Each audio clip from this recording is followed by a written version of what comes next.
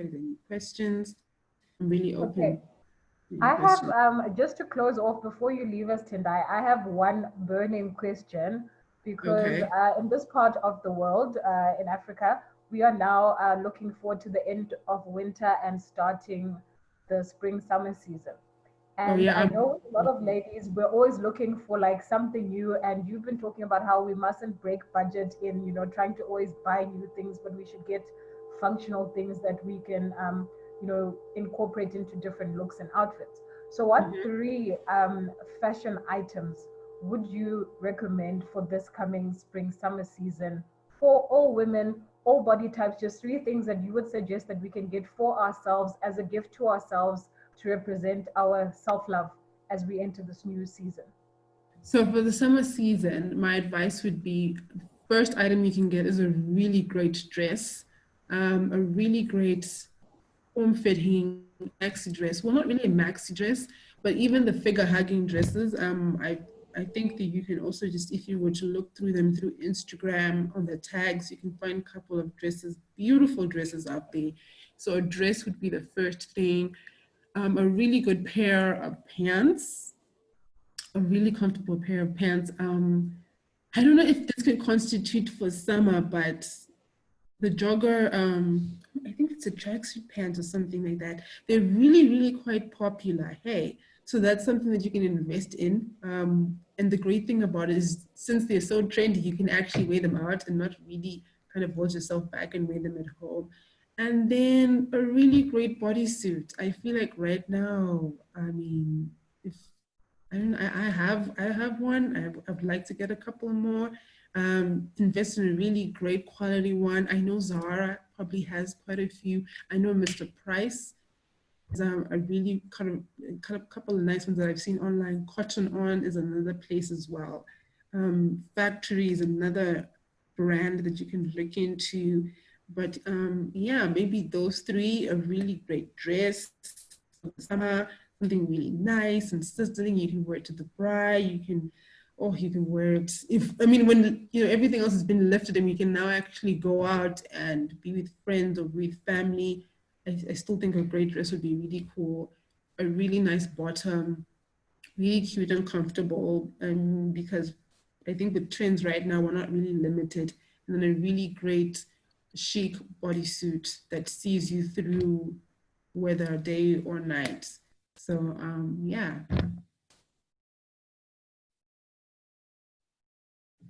Sorry about that. I Oh, will I thought, most definitely be taking some of those tips into consideration as I plan my spring summer wardrobe. But thank you so much, Tendai. To all the thank you. ladies that are watching this morning, if you want to find out more about your personal style and you want fashion tips, you can actually get in touch with Tendai on her contact details that she shared. She's on most social media platforms at Tendai Kamusikiri. She also has a website. So if you also just want to further embrace self-love in the Department of Style and Fashion, you can actually just reach out to her and she will hook you up. Yeah, thank you so much, you guys. This was really cool.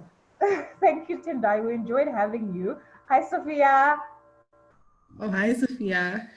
I miss Sophia so much. We're used to having On Your Crown events face to face. So now it's like, this is how we connect.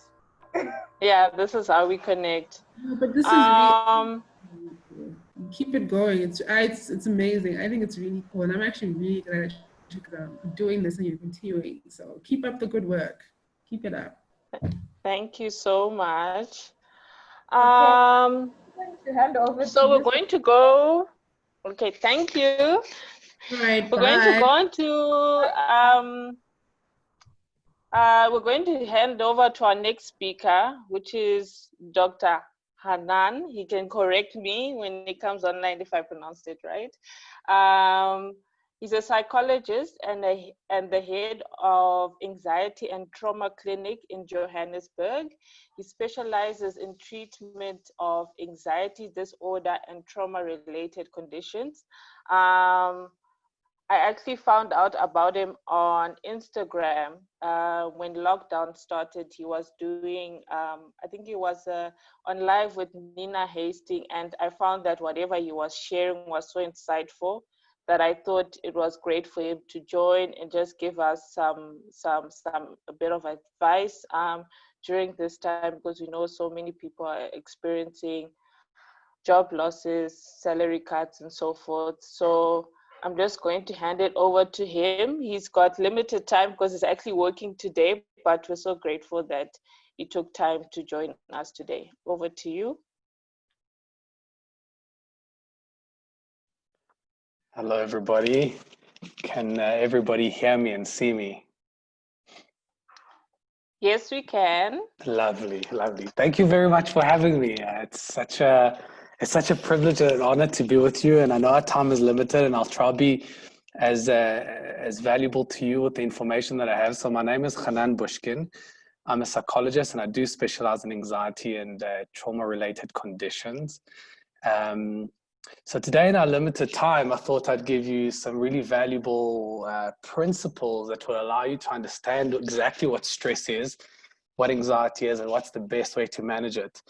When I told my wife the other day what I'm doing in this Zoom session with you ladies, she said to me, try not to be too witty or too charming or too intellectual, just be yourself. And I thought, what? I'm witty, that's me. So I'm going to try to be myself. And again, I want to impart today, not just techniques that might work for now, but some valuable principles that I do want you to think about. And I want you to take into account when one, understanding what stress is and understanding how to manage it. And the common understanding of what anxiety and stress is these days, unfortunately, is quite wrong.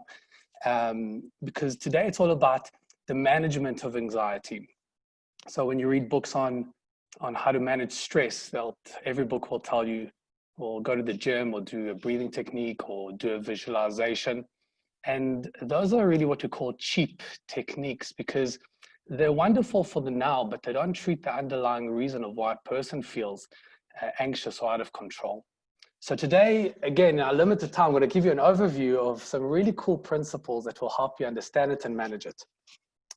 So we have 5 emotional states. We color code them: white, yellow, orange, red, and black state. White state, yellow state, orange state, red state, black state.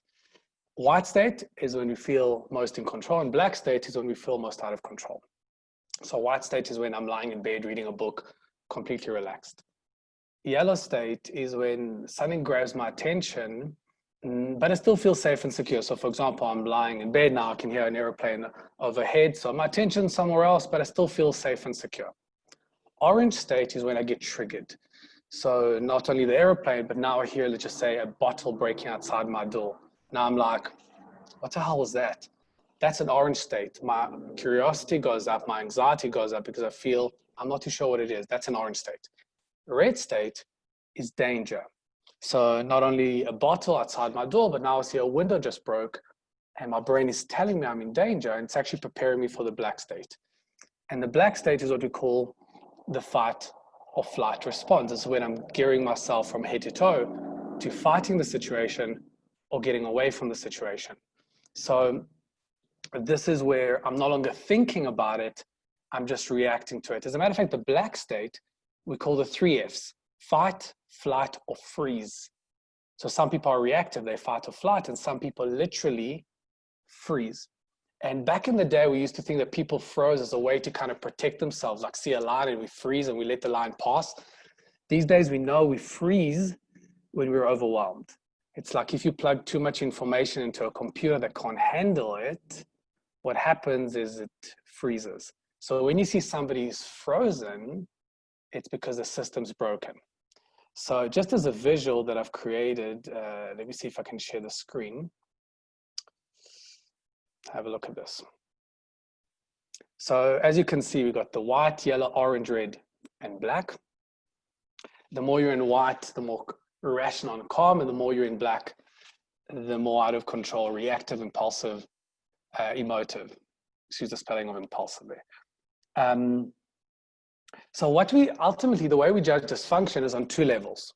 One, we different environments or different triggers requires us to be in different states. So when I'm lying in bed reading a book, I should be in a white state. And when I'm driving through a dangerous area at 2 o'clock in the morning, I should be much more reactive in a black state. So it will be this, again, dysfunctional, me reading a book in a black state or me driving through a dangerous area being completely oblivious to my world. So when someone calls me up or in my practice says to me, Hanan, I'm in a white, Hanan, I'm in a yellow, Hanan, I'm in an orange, Hanan, I'm in a red, Hanan, I'm in a black, is that good or bad? I always say to them the same thing, which is, I have no idea. Tell me the environment that you're in, and I'll tell you whether your state is reasonable or unreasonable. So being in a white state is not necessarily good, and being in a black state is not necessarily bad. It all depends on the environment, on the trigger that you're in, all the environment that you're in. The second way which we judge dysfunction is how quickly does it take you to go from I'm in control to I'm not in control. So the difference between, let's just say, the Dalai Lama versus someone that's got road rage is the Dalai Lama will start off in white, get triggered, and slowly move on to yellow, maybe slowly move on to orange. But it takes them forever to lose control.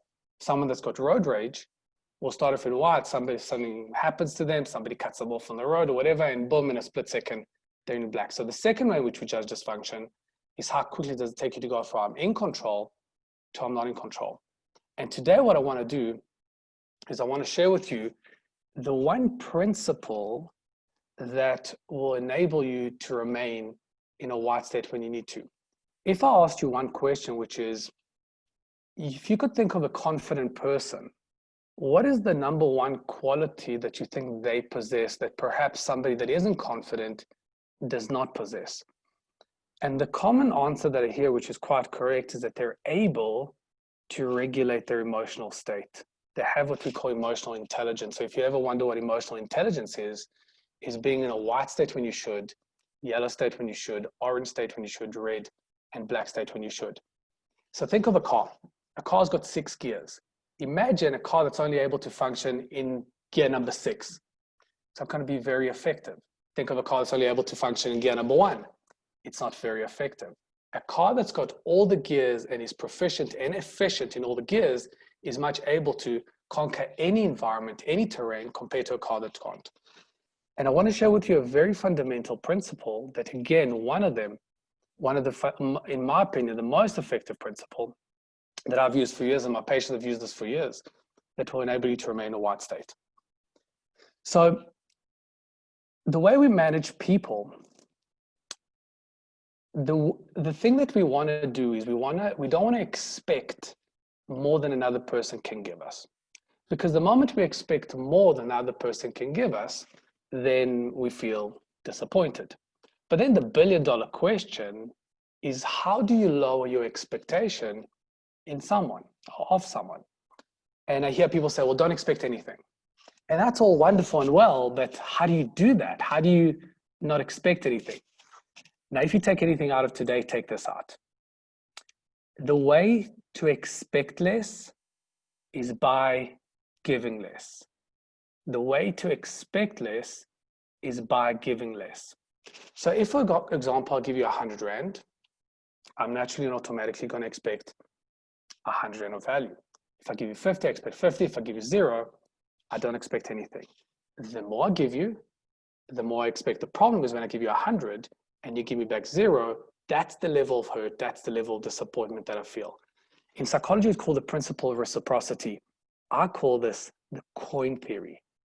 So the moment I give someone 10 coins, I expect 10 coins back. I give 5, I expect 5. I give 0, I don't expect anything. The problem is when I give 10, I get back 0.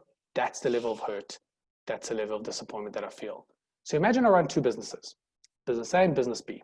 Business A is incredibly valuable. Business B is incredibly useless. I only have limited amount of time, energy, attention, emotion, resources, money. Where should I put my resources? Well, obviously, we will all say into a valuable business, because if I put all my energy, my limited energy, into a useless business, I'm going to lose everything. Now, all you got to do is swap businesses in this example for people, places, and things. Some people, places, and things have value, and some don't. Your job is to invest your limited coins into the people and places and things that create the most amount of value. The common denominator between me and you, Bill Gates and a homeless person, is that we all have the same number of hours in the day, 24, 24, 24, 24. But the difference between Bill Gates and a homeless person is Bill Gates invests his time into things that create value. A homeless person sleeps 18 hours a day, invests his time into things that create no return on that investment. Now, time is one of those things that you invest whether you're aware of it or not. So think about a hose pouring out water, and it's constant. You can't stop it. And imagine I'm holding on to the hose and it's pouring out water, and I'm like, what should I do with this? I'm still wasting it. And from today, what I'd like you to gain is I want you to be very cognizant of where you invest and where you pour your water. Are you pouring it onto concrete land or concrete floor, or are you pouring it into land that can grow something? I want you to think of the time that you spend, not just in terms of quantity, but also quality. I'm sure most of you have heard of the 10,000 hour principle, which says like, do something for 10,000 hours. That's a tipping point for mastery. The problem that I have with that equation or with that principle is that it doesn't take into account intent and intensity. So I could do something for 10,000 hours with zero quality and not really achieve anything. I can go to the gym for 10,000 hours, give 10% every time and not achieve anything. I could be with my kids for 10,000 hours while I'm playing Candy Crush and not really have any return on that investment.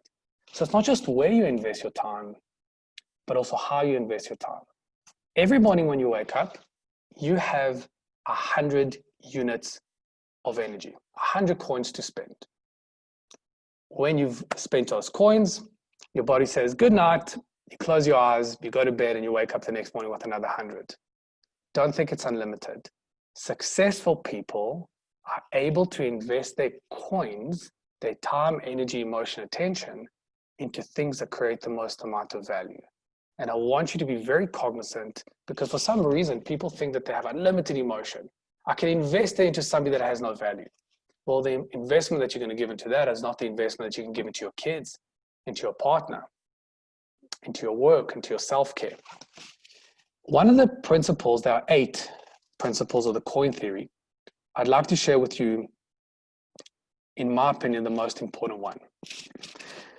So I'm not too sure if any of you have ever heard of an artist by the name of MC Escher. MC Escher does these really crazy but amazing optical illusion drawings. His most famous drawing is titled Relativity, and it's an endless staircase. And when you look at it, it can't make sense. I've uploaded a picture. Let me share the screen with you so you can have a look at what an Escher looks like. Have a look at this. That's an Escher. You'll see where I'm going with this in a minute. Let me give you 15 seconds to look at this picture and try to make sense of it. Look at it in detail. Zoom in, zoom out, look left, look right, look corners, look, zoom out again. Try and make sense of it. I'll give you 10 seconds.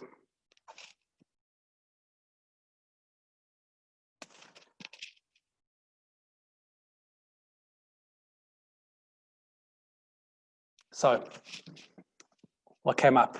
Let me guess. You couldn't make sense of it.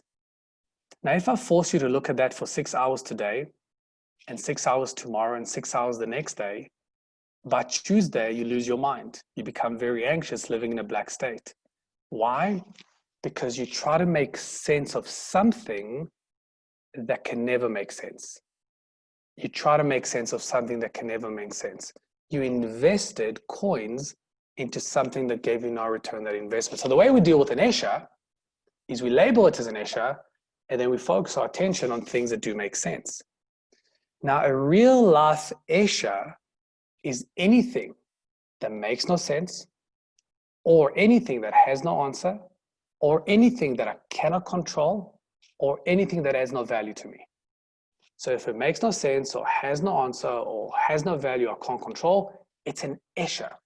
Now, what do we as human beings try to do? We dive in head first, try to make sense of it. But all we do, we get lost within the Escher. We get what we call external Eschers. External Eschers are things outside of us. For example, comparing yourself to someone else on social media is an Escher. The news, for the most part, is an Escher. Maybe a person coming up to me and wanting to have a conversation that has no value to me, that's an Escher. And I would rather pull back my coins there and give it to my kids, and give it to my wife, and give it to my friends, and give it to my self-care, give it to my work, and give it to my self-development, as opposed to investing it into a conversation that has no value to me. So an Asia could be external. People say, Hanan, if you don't watch the news, and I don't, aren't you being naive? What if something comes up on the news that is valuable to you? Well, then it's not an Asia anymore. But my response back to that person is the fact that 20,000 people got infected in New York yesterday. How does that make me a better father? How does that make me a better husband? How does that help me in terms of self-care and self-development? The emotional investment that I'm going to put into that is not the emotional investment that I can put into anything that does have value. The moment it has value, that's no longer an Asia. So an Asia could be external, but an Asia could also be internal, a thought of. So we all can relate to the thought of, I wonder what that person thinks of me. That's an Asia. I wonder how the meeting will go next week, Thursday. That's an Asia. I wonder how the meeting went, That's an Asia. I wonder why I made that mistake 3 weeks ago, 3 years ago, 30 years ago. That's an Asia. So the way we deal with an external Asia, we turn it off, we don't engage. The way we deal with an internal Asia, we disconnect. Now, what does it mean disconnect? I call the thought that gets you into an Asia the 2-year-old. And the reason why I call it the 2-year-old is because if you ever try to negotiate or debate or compromise with a 2-year-old, you could never do that. So the way we deal with a 2-year-old is the moment it starts knocking, we do not open the door. And the 2-year-old doesn't start with level 10, it starts with level 1. So I'll give you an analogy. Imagine somebody that's got the fear of flying. They get on the plane. The 2-year-old doesn't start with, hey, you're gonna die. It starts with, hey buddy, how do you think the flight's gonna go? And the moment you engage with that, you're done. Because even if I answer that question of, yeah, the flight's gonna go great, the 2-year-old's gonna go, how do you know that? Are you the captain? Did you see his qualification? How do you know he's not drunk? What about the engineer? What if somebody forgot? You know how do we cut corners? Blah, blah, blah, blah, blah, blah, blah. You're gonna die. The trick is to not even open the door. So the moment the 2-year-old starts with, hey, ha Esha, yabawa Esha, yabaro Esha, and focus your attention on things that do make sense and things that add value. Do not try to piece together an Esha. The moment you find yourself in an Esha, you will live in an orange, red, and black state. There's no beating the 2-year-old. Now, where I will end off, I want to tell you this. The big mistake that people make, or the misconception, is that I've had patients come back and say to me, Hanan, I did label it as an Esha. I did focus on something else, but the 2-year-old never stopped. And what I want to tell you is that you cannot stop the 2-year-old. Some mornings, the 2-year-old is like this, Hanan, Hanan, Hanan, Hanan. And some weeks, it's not even there. We cannot stop the 2-year-old knocking. What we can control is whether we open the door and turn it into a mess or leave it as just a 2-year-old knocking. You know what will take the 2-year-old away? Life, not you. When you have a good night's sleep, that might take the 2-year-old away. When you have a great phone call, that might take the 2-year-old away.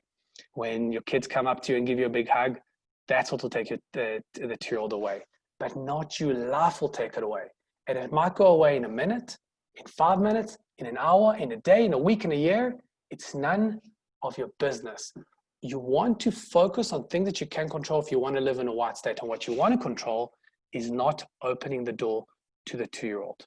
So in conclusion, life is like pushing a boulder up a mountain. Sometimes the mountain is this steep. Sometimes, oh my God, life is so difficult. Sometimes the mountain is flat and oh my God, I can do it. And sometimes it's downhill. Oh, this is so easy. And life does this.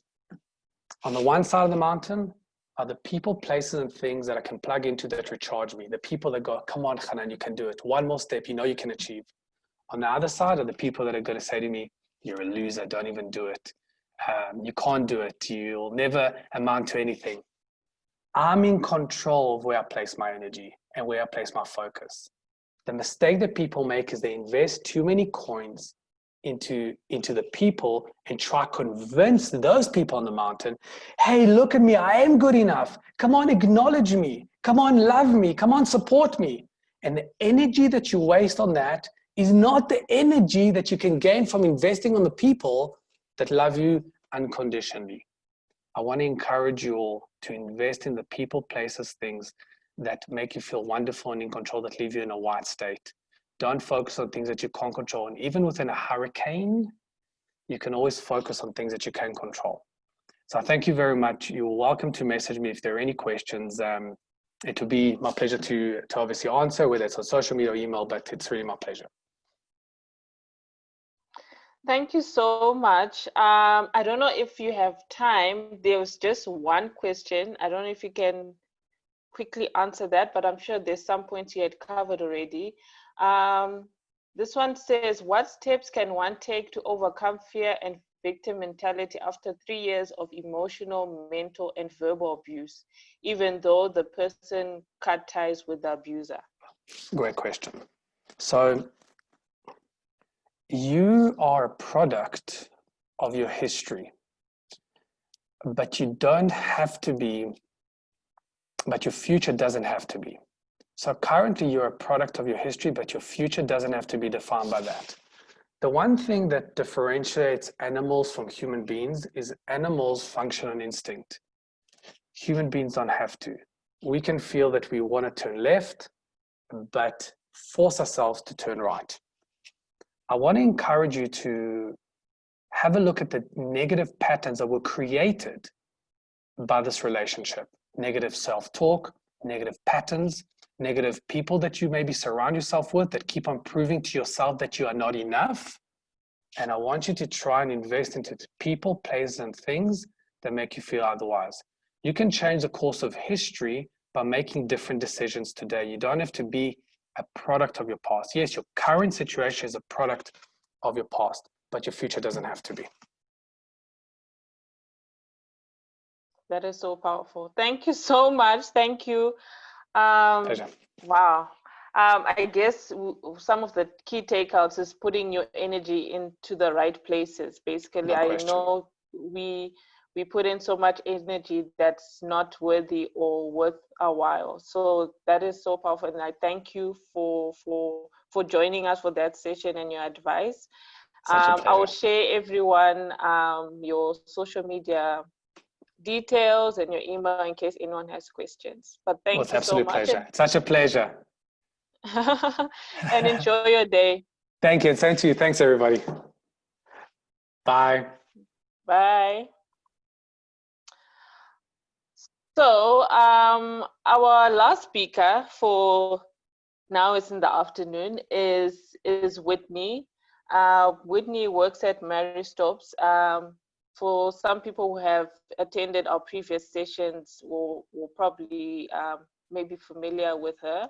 So she's just going to share advice and share some knowledge on female reproductive health and wellness. And if Whitney, can you join us? And it's over to you.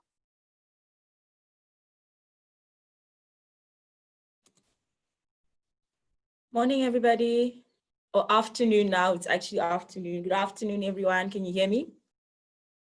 Yeah, we can hear you. I can hear you properly. Okay, I'm just going to start sharing my screen. Give me a second. Okay, I'm going to try and keep it short and not get too much into the technical side of things, just because I'm going to be time conscious.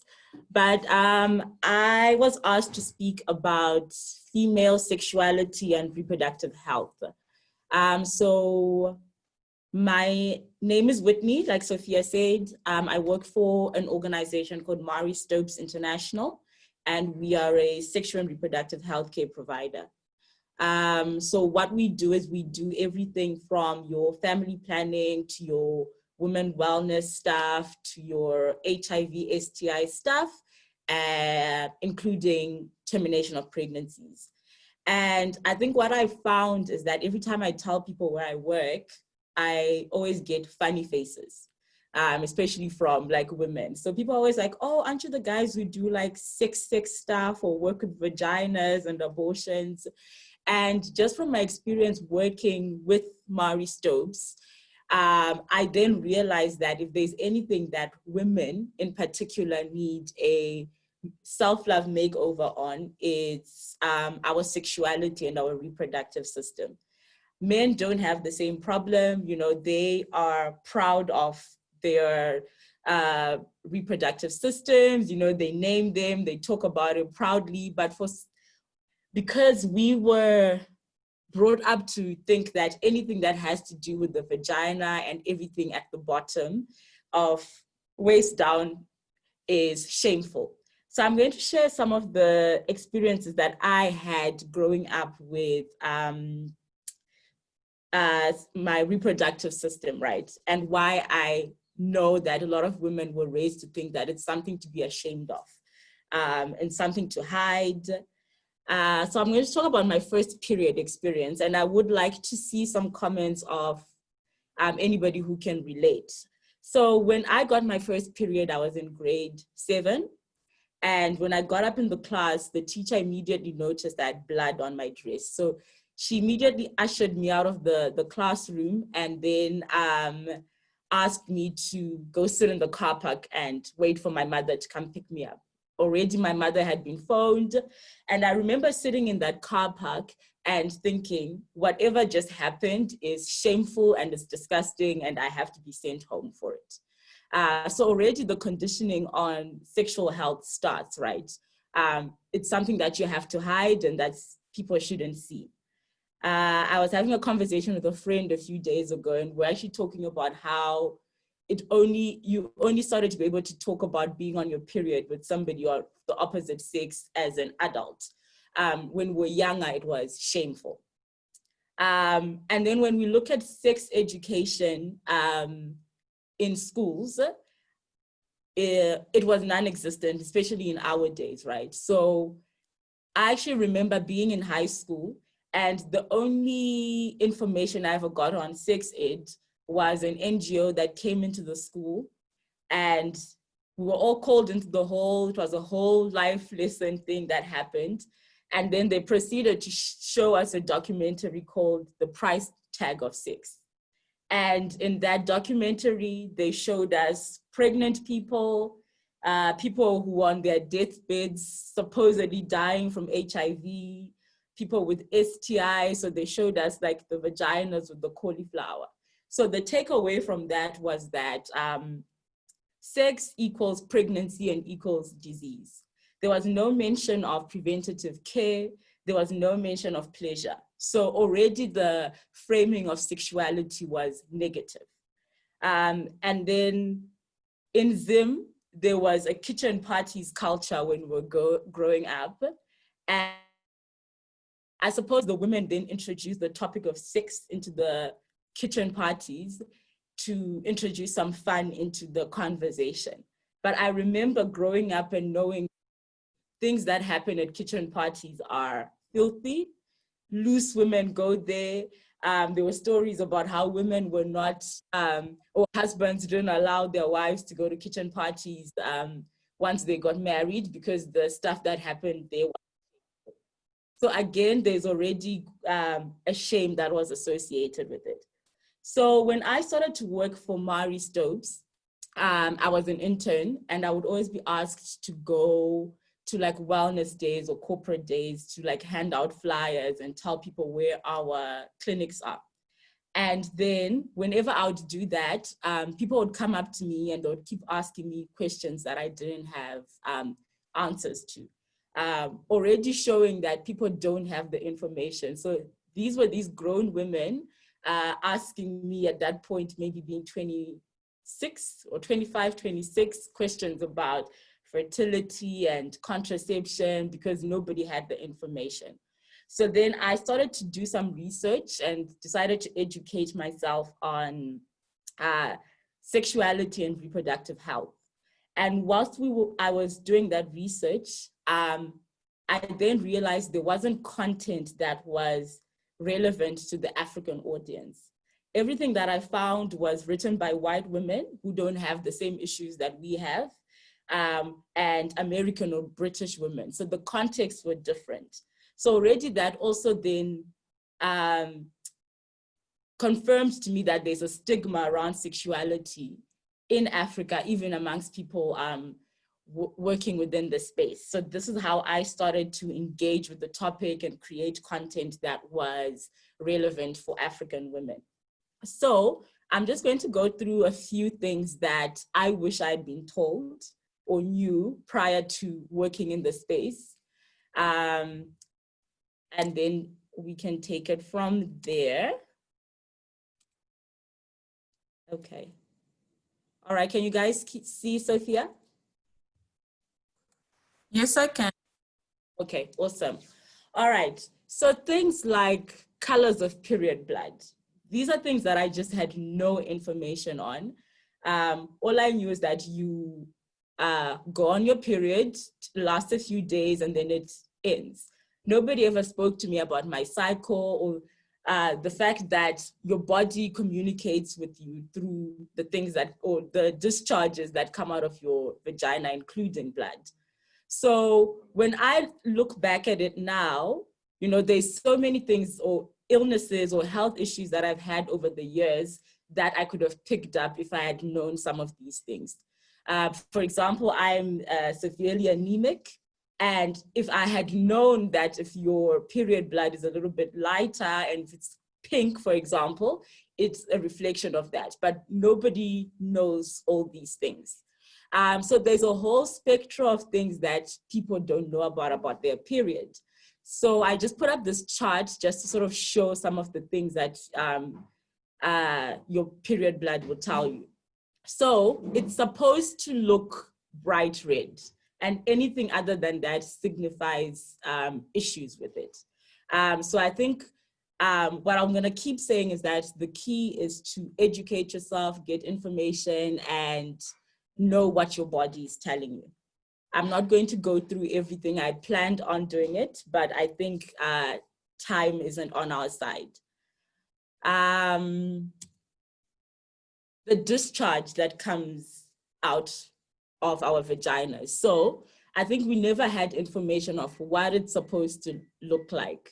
It's supposed to be clear, it shows healthy discharge. So what happens when, you know, it comes out, it's a bit white and it has that cottage cheese effect. I actually remember my first yeast infection. Not knowing what it was, I was convinced it was an STI. I hid it from everybody, which means I walked around with an itchy vagina for a week or so, too ashamed to speak about it, but it was just a yeast infection. So just finding out what your discharge tells you, what causes certain things, is also really, really important. So for example, the heat, the moment it's hot for me, I immediately get a yeast infection. Like it's a standard for me. Some people are prone to bacterial vaginosis based on different things. So I think educating yourself on your discharge as well is really, really, really important. I wish somebody had spoken to me about endometriosis and fibroids, but nobody ever shared that information. So when we now look at the stats in SA, about 28% of women suffer from one or the other. But all we know is that I get really bad period pain. For example, it stops my daily activities. I cannot cope when I'm on my period. But from the get-go, I should have been informed that this could signify something bigger, but nobody tells people these things. So I've just put up a graphic here of some of the signs or symptoms of endo or fibroids. There's also PCOS, and these are not things that people know about until maybe you now want to start having children and you start struggling. And it's also because we didn't grow up in a culture where we go to the gynae every month. So these are things that are picked up really, really late in life. I wish somebody had spoken to me about all the contraceptive methods that were available. there's a whole range, short acting, long acting. But in high school, growing up, all we knew was condoms, the pill, or the injection. And there was no access to these things, you know, so every month would always be worried about whether or not you're pregnant. But there's a whole range. There's methods like the IUD, which are non-hormonal for people who struggle with the hormones. If you know you want to not be pregnant for a long period of time, there are long-acting ones like the implant, like the Mirena, which lasts from up to 5 to 10 years. So these are just things that we didn't have information on. And I think with contraception, women talk to each other, and a lot of the things that we knew were based on word of mouth. So you would hear that a friend got the Mirena or the implant and got really fat, and their sex drive went down. So people would then stop using the Mirena or the implant or whatever method it is. So I think the takeaway with contraceptives is just to say that people respond differently to every method. People's bodies are different. And yes, people say that there are side effects to a contraceptive, but I think there's side effects to any foreign object that you put into your system. So you will react, or your body will respond to it until you get comfortable with it. So I think the advice that I would give on contraception is that give it time. It takes a while for bodies to adjust to anything that you put into it. Give it time, do your research, try different ones. There is one that works for every woman. But I think we give up on it too easily because it's too difficult, and sometimes it does affect your day-to-day life.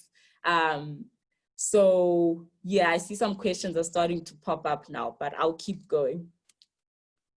Breast cancer monthly checks. So I wish somebody had told me about checking my breasts, what to check for, how to check for it. These are all things that we found out in our adult lives. But I think this is really, really important, and that you know your body best. So familiarizing yourself with your body, also a process of self-love, learning to know your body, love your body, know what your breast looks like. It's really, really important. So I've just put up a graphic here with some of the things to look out for when you're doing your breast exams. So if there's a change in the skin color, is there a rash, nipples changing shape, and then I've also put up some graphics on how to examine your breasts. So I think that one is just really, really important. 1 in 27 women in South Africa get breast cancer. It's the highest form of cancer that Black women in South Africa get. So it's really, really important for us to check for that. I'll also talk about cervical cancer before I move on. That's the second most common cancer for women in South Africa. So your pap smears are really, really, really important. Yeah, okay. So I'm just going to end off with a few tips on how to take care of your reproductive systems. So go for whole body health. I think for anything, focusing on one thing is not really helpful because everything is integrated. You have one body. So if one thing isn't going right, then everything else falls apart. So go for whole body health. Exercise, drink your water, moisturize, look good, take care of your mental health. And then that also will make sure that your reproductive system works. And it's also good for your sex life, because when you're good, your sex drive is also up. So it's really important.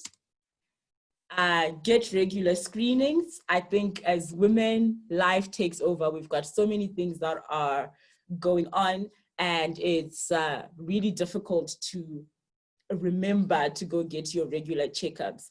But early detection of anything, it doesn't matter what it is that you have, early detection can literally save your life. So go for your annual checkups. I'm actually curious to see if there are people who actually have gone for a checkup over the last year, for example. Can I see with a show of hands, please? If anybody has made time for a checkup. 2 people. Yeah, so I think it's reflective of our lifestyles. Life gets busy, but it's really, really important to go for your checkups. You are what you eat. I think that one is something for every part of your body. So your vagina and your reproductive system also responds to the things that you eat. So, you know, things like, you always hear people saying, drink your cranberry juice, it will help you against UTIs. That's actually a fact. So cranberries are really, really good for vaginas. Yogurt is really, really good for infections. It cleans up infections, some that you don't even know you have. Garlic is an antibiotic, so we all know that, and it's also really good for your reproductive system and your vagina. I'm going to skip through some of it. There's a whole range. So I think what I would encourage people to do is to do their research and just find out what they can eat or drink to help their body. So fresh fruit and veggies, good for everything. So when you are healthy, everything just works better. So just do your investigations, know what's good for you.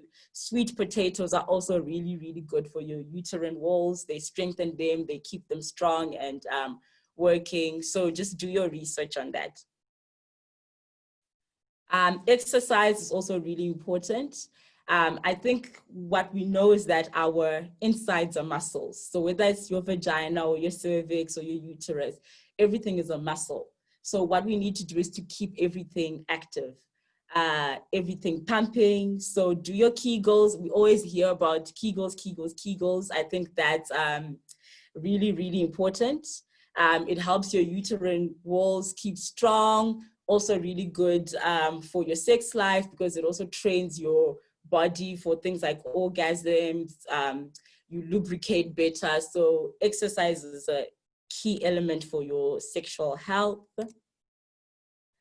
Listen to your bodies. I think that one is important.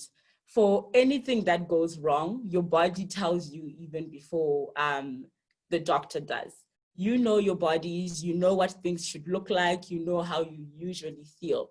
So I think pay attention to every little thing that goes or that becomes different.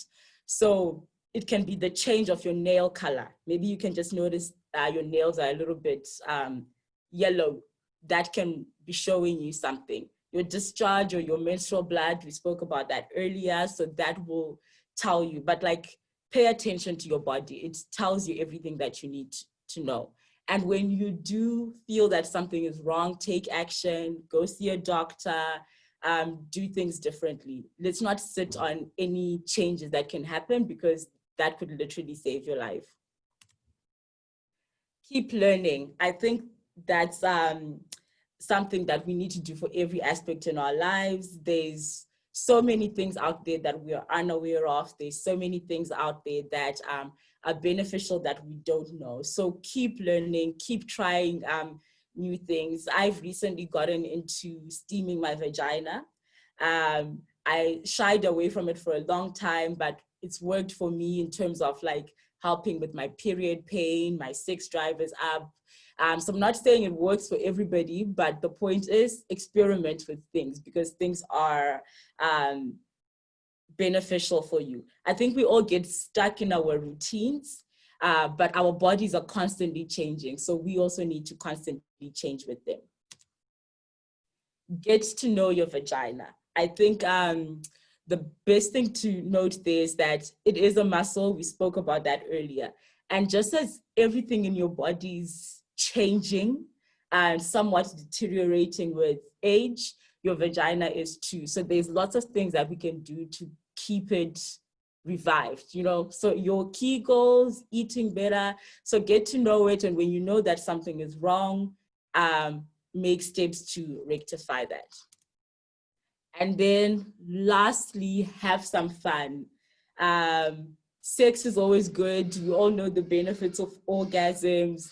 have some fun, try different things. If you are into toys, experiment with toys, but sex is really, really good for our health. Not just your sexual health, it's not just fun, it's not just enjoyable, but it's generally good for our bodies. Your skin looks better, you feel better, you are happier, so have some fun. Yeah, that's it from me. Thank you so much, Whitney. We have 5 questions. So the first question says, what causes blood blockage when one is supposed to go to their periods? So that's usually something to do with your hormones. So our reproductive systems are regulated by our hormones. So if there's an imbalance somewhere, it can then cause a blockage somewhere.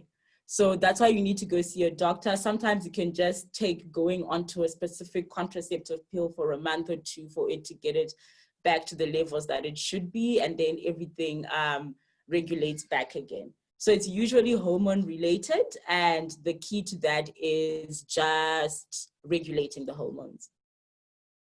All right, okay. And then the next question is, can I take contraceptives if I'm not sexually active to ease my menstrual pains? Yes, you can. I actually wish I had known that. I would have started doing it in high school. But yes, it helps with period pain. Some people even use them, or so do I, to stop my period sometimes when it's not convenient for me to go on my period. So it doesn't actually cause your body harm. So how contraceptive pills work is that they just stop the process. So it stops the ovulation process. So there isn't like a blockage or a blood that's sitting somewhere waiting to come out. So it's not harmful. And I encourage people to do it if that's what they need. And then the next question, does Mary Stopes offer checkups? Yes, so we do your full range of well-woman checkups. Everything that you can want to get done, your breast exams, your pap smears, your urine analysis, so we do all that. My education on reproductive health was similar to yours. Have things improved since the early 2000s? Are schools changing this? Oh, okay. I can't speak for Zim. I will say in SA, there's work being done around it. The problem is that everything is dependent on who the LO teacher is. So some take more initiative, some will ask people like Mari Stokes to come in and educate people, but I think the stigma around sexuality is still there. And until we've resolved that, the educational system will just stay the same. Okay. And what is your opinion on donating eggs? I'm actually not an expert on that, but I hear people do it. I hear it's not harmful because we are releasing eggs every month anyway. It does decrease the number of eggs that you have available. Just as we know, as the months or the years go by, your eggs decrease, but I have not heard anything negative about it. And I hear people make good money. So it could be a way to get more money. All right, and do you have any helpful resources that we can use to get all this information? I don't know if you can share your presentation or any other additional information, maybe from work that you can share. Yes, I can share my presentation. The Mari Stopes website is really good. I've done a lot of work around creating content on all these topics. So if you go onto the Mari Stopes website, there's most of the information that you need. We also have a toll-free contact center number, which is operational 6 days a week. So any questions, you can just call and speak to a nurse. Okay, all right, great. And then the next one is, how do you steam your vagina?